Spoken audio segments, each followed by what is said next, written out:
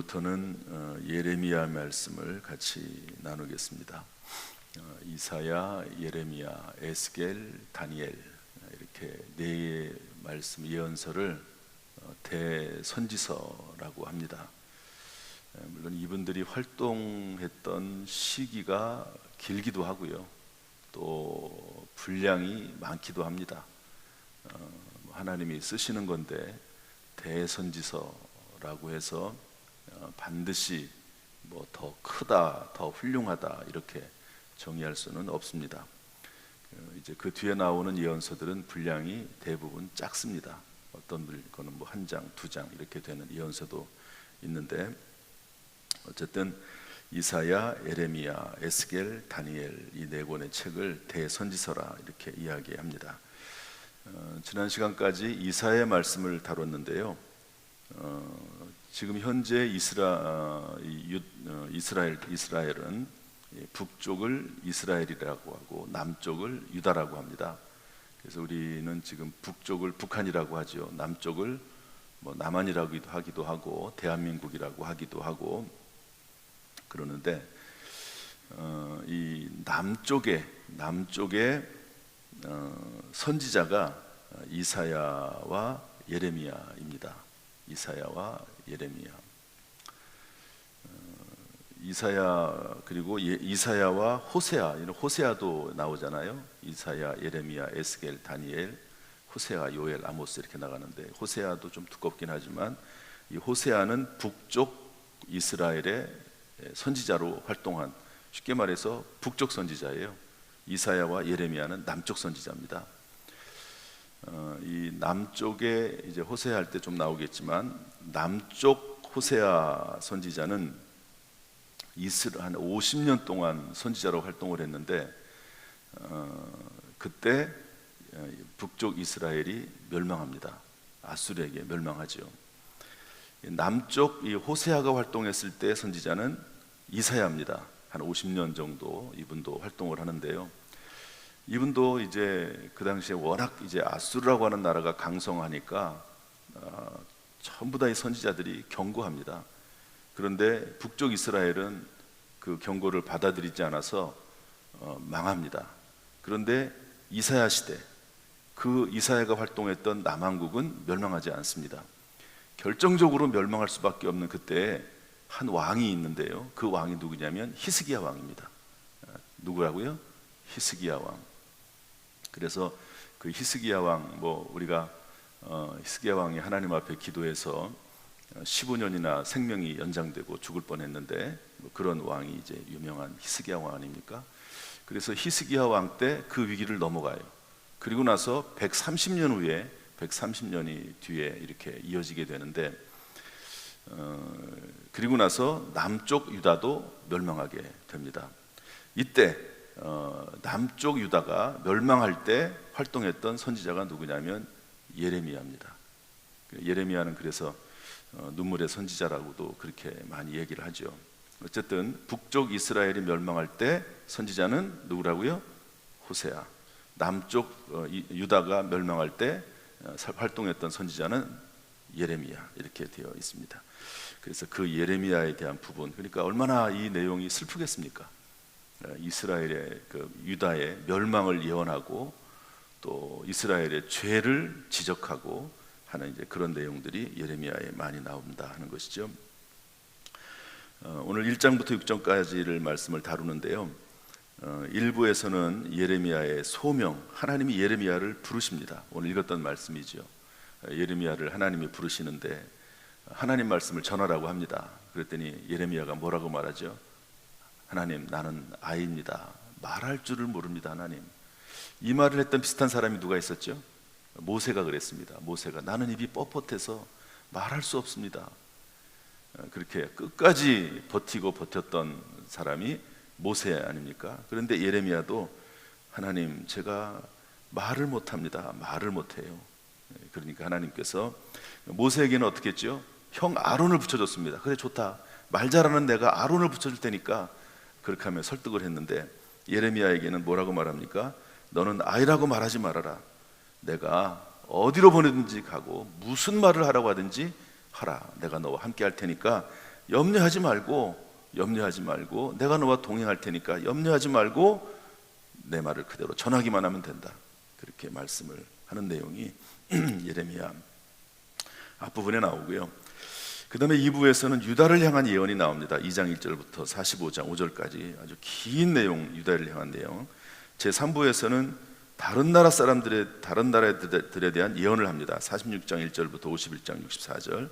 제4부에 가서는 부연 설명하는 내용이 한 가지가 더 나오게 되고 이제 52장까지 해서 마치게 됩니다.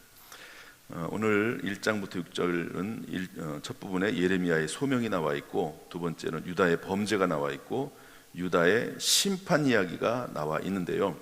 유다의 심판의 중요한 핵심은 뭐냐면 이스라엘이 130년 전에 멸망했습니다.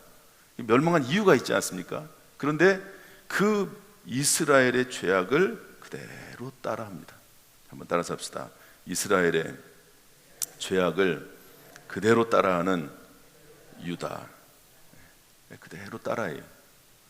대표적인 것은 우상숭배입니다. 이제 그 내용이 예레미야 각 선지자마다 특징이 있습니다.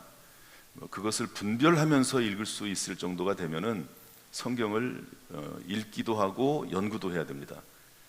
각 선지자마다 내용은 비슷한 것 같은데 표현이 엄청나게 달라요. 예레미야의 표현을 한번 여러분 이제 성경을 이제 이사야를 다 읽었으니까 이사야는 그 내용 속에 예수님에 대한 내용을 많이 심어놨습니다. 그리고 그 예언이 멀리 최후의 심판까지 이어져 있습니다. 예레미야는요, 제가 볼 때는 말은 못하는데 글은 잘 쓰는 것이 아닌가 이런 생각이 들 정도로 글을 엄청나게 잘 쓰고요. 그리고 비유가 엄청나게 많습니다. 예언을 하면서도 그런 내용들이 쭉 나옵니다. 특징되는 표현이 있는데 우리 두 가지만 좀 살펴보겠습니다. 이 내용을 이해를 해야 되는데 그냥 나가겠습니다. 먼저 첫 번째로 하나님은 어떤 분이신가 하는 건데, 하나님은 우리 다 같이 먼저 말씀을 1장 2절 말씀, 1절 2절 말씀 다시 읽어보겠습니다. 1장 2절 1절 2절 말씀 시작. 베냐민의 땅 아나돗의 제사장들 중 hil기야의 아들 예레미야의 말이라. 아몬의 아들 유다 왕 요시야가 다스린 지 13년에 여호와의 말씀이 예레미야에게 임하였고. 그 다음에 4절도 읽어보겠습니다. 다 같이 시작. 여호와의 말씀이 내게 임하니라 이르시되. 8절 말씀도 읽어보겠습니다. 시작. 너는 그들 때문에 두려워하지 말라. 내가 너와 함께하여 너를 구원하리라. 나 여호와의 말이니라. 11절도 읽어보겠습니다. 다 같이 시작. 여호와의 말씀이 또 내게 임하니라 이르시되. 거기까지만 읽겠습니다. 이 말씀을 여러분 보면은요, 여호와의 말씀이 임하니라, 여호와의 말씀이니라 라고 하는 말이 계속 반복됩니다. 여러분 이제 이 예레미야의 말씀을 다른 예언서도 마찬가지긴 하지만 하나님께서 하시는 말씀을 내가 전해주는 것이다 라고 하는 이야기가 계속해서 나옵니다. 제가 한번 1장부터 6장까지만 이런 내용이 몇 번 나오는다. 1장 2절 4절 9절 13절 11절 13절, 2장 1절 2절 3절 4절 5절 9절 12절 19절 22절 29절, 3장 1절 6절 11절 12절 13절 14절 16절 20절, 4장 1절 9절 17절 27절, 5장 9절 11절 14절 15절 18절 22절, 6장 9절 12절 15절 16절 21절 22절. 예레미야 선지자는요, 하나님이 예레미야 선지자를 부를 때 하신 말씀 그대로 합니다. 나는 아이라 말할 줄을 모릅니다. 그랬더니 하나님께서 아이라고 하지 말아라. 내가 무슨 말을 너에게 지시하든 그곳으로 가서 그냥 그것을 전달하면 된다. 이렇게 말씀하시거든요. 그리고 거기에 따라서 그냥 모든 메시지들이 다 하나님께서 말씀하셨습니다. 하나님께서 나를 통해서 이렇게 말씀하십니다. 그러면서 여호와의 말씀이니라, 하나님의 말씀이 임하니라 이렇게 전해주고 있는 것을 볼 수가 있습니다. 이것을 통해서 알 수 있는 하나님은 말씀하시는 하나님이십니다. 한번 따라합시다. 말씀하시는 하나님. 다시 한번 말씀하시는 하나님. 여러분 구약 시대에는 선지자를 통해서 말씀하셨습니다. 신약 시대에는 뭘 통해서 말씀하시죠? 성경을 통해서 말씀하십니다. 물론 그렇다고 해서 하나님의 음성이나 환상이나 이런 것들이 없는 것은 아닙니다. 그런데 주된 메시지, 하나님의 말씀을 증거하는 수단이 뭐냐? 구약시대에는요 꼭 하나님께서 선지자를 통해서 말씀했습니다. 이사야, 예레미야, 에스겔, 다니엘, 호세아, 요엘, 아모스, 오바댜, 미가, 나훔, 하박국 이런 분들을 통해서 하나님께서 말씀했어요. 그리고 그 말씀을 듣고 순종하는 왕과 백성들이 있었고, 그 선지자들의 말을 듣지 않는 사람들은 멸망했습니다. 이것이 구약성경의 특징입니다. 신약성경은 하나님께서 이런 것들을 모두 모아가지고, 여러분 하나님께서는 성경책을 집필하게 하시고 그 성경책 속에 이사야의 말, 예레미야의 언어, 아브라함의 이야기, 솔로몬의 이야기 이런 내용들을 전부 다 기록하게 하셔서 누구든지 하나님의 말씀을 읽고 듣고 연구하면서 하나님의 뜻을 분별할 수 있도록 한 것이 신약시대의 모습이다 하는 것을 알 수 있습니다. 그리고 이것을 깨닫게 해주고 조명이 비춰주는 거거든요. 조명하시는 분을 또 하나님께 주셨는데 그분이 바로 성령님이라고 말씀하고 있는 것이죠. 여러분, 하나님 말씀을 배워야지만이, 하나님 말씀을 읽어야지만이 하나님의 뜻을 분별하는 시대가 지금입니다. 그리고 그 말씀을 읽고 배우고 공부할 때 성령님께서 도와주신다는 거죠. 어쨌든 하나님은요 말씀하세요. 계속 말씀하십니다. 끊임없이 말씀하시는 하나님이십니다. 여러분, 하나님의 말씀을 묵상하는 가운데 하나님의 음성이 들려지기를 주님의 이름으로 축복합니다. 그 하나님의 음성을 듣고 그 말씀에 따라 실천하며 살아갈 수 있기를 주님의 이름으로 축복합니다. 두 번째로, 하나님은 어떤 분이시냐면요, 우상 숭배를 심판하시는 하나님이십니다. 우상 숭배를 제일 싫어하시는 하나님이십니다. 이제 이사야서도 그렇고 예레미야도 그렇고요, 우상 숭배에 대해서 이야기를 하는데요. 우리 2장 20절 말씀 보겠습니다. 2장 20절 말씀 다 같이 읽어보죠. 2장 20절 다 같이 시작.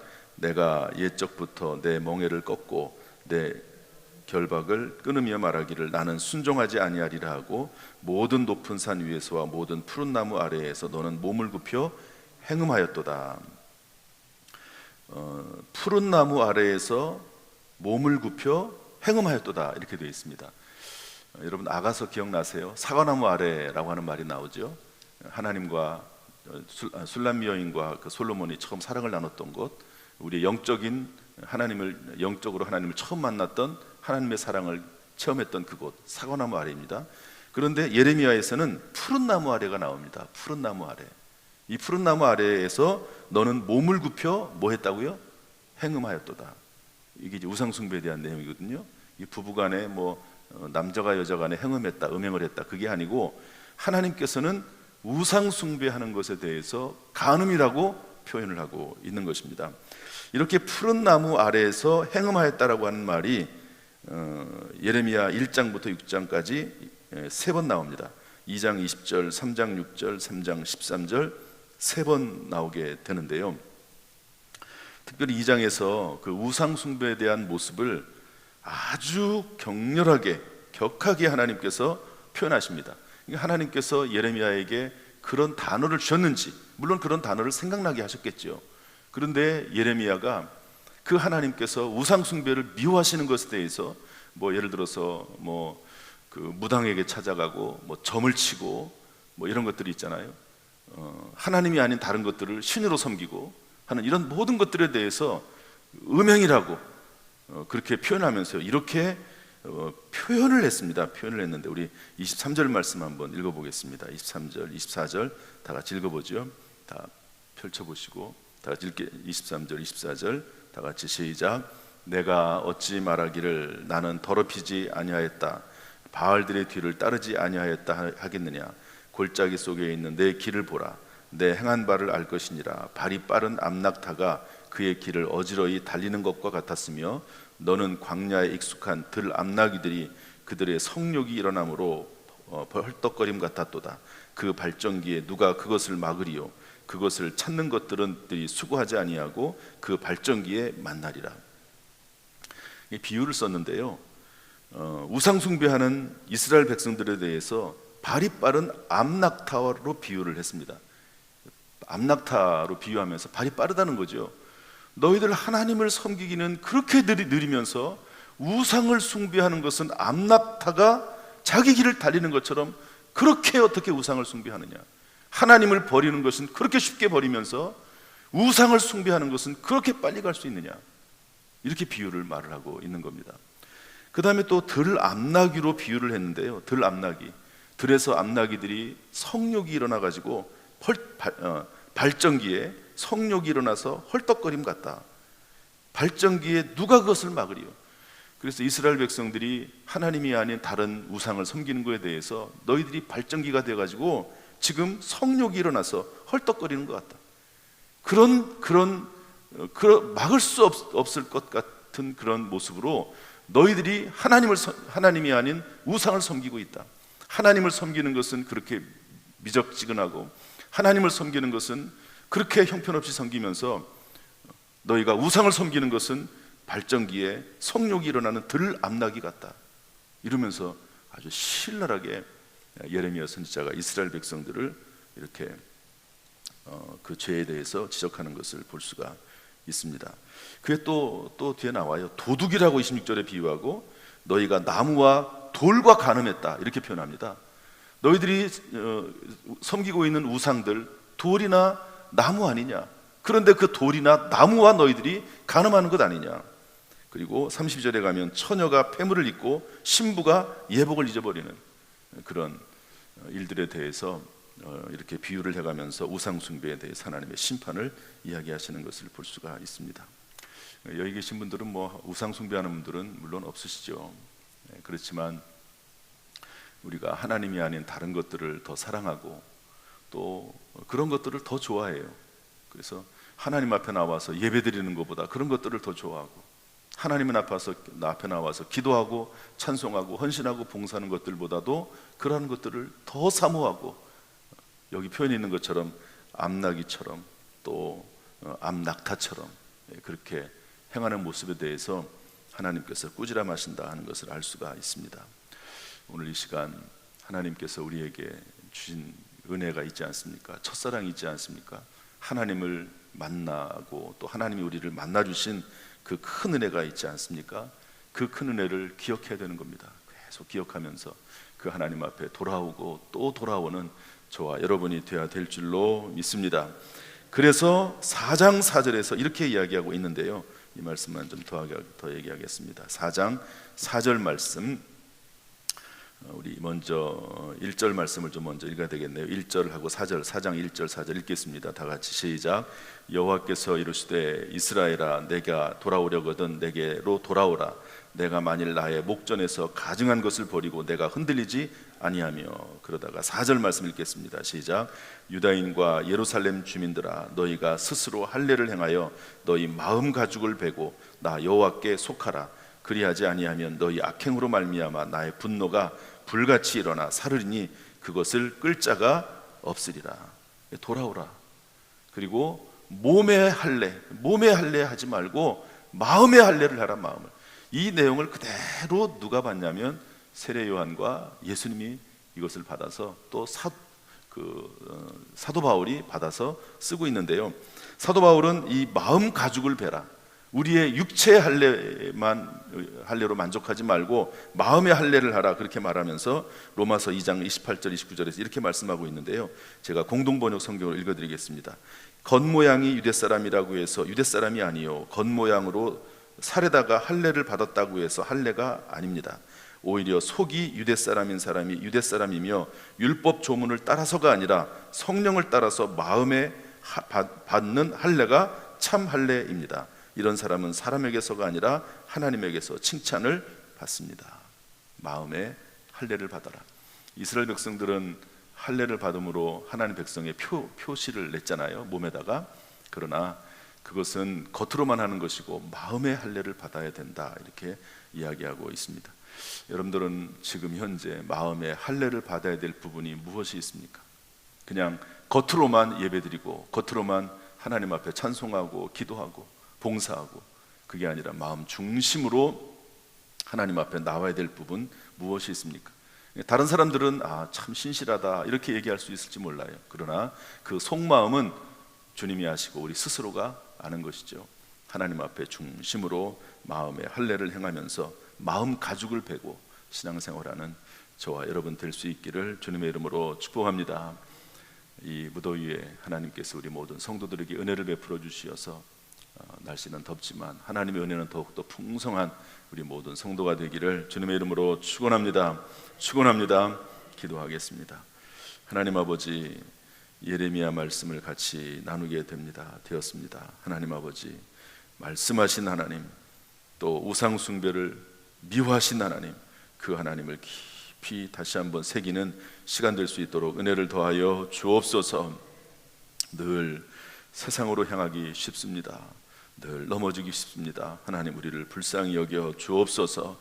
우리의 마음 가죽을 베고 하나님 앞에 늘 겸손하게 나올 수 있도록 우리를 늘 권고하여 주옵소서. 우리를 불쌍히 여겨 주옵소서. 우리를 용납하여 주옵소서. 새 영과 새 마음을 부어 주옵소서. 예수님의 이름으로 축복하며 기도하옵나이다. 아멘.